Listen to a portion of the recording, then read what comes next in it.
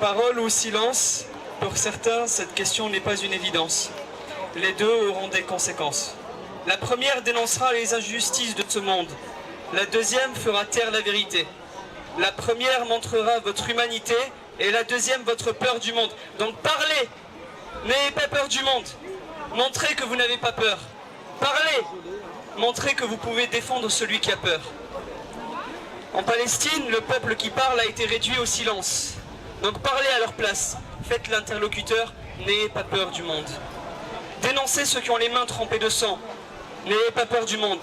Faites repousser les oliviers, anges gardiens des Palestiniens, n'ayez pas peur du monde.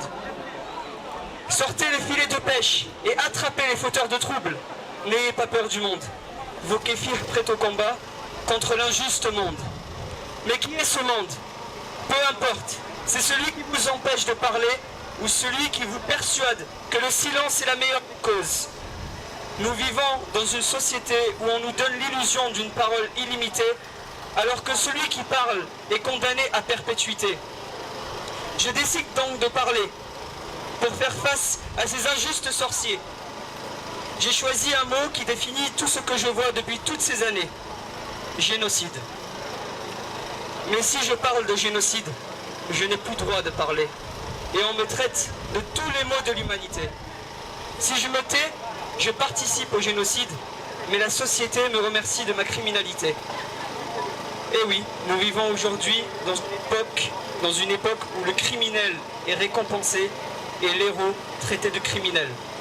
Alors que choisir?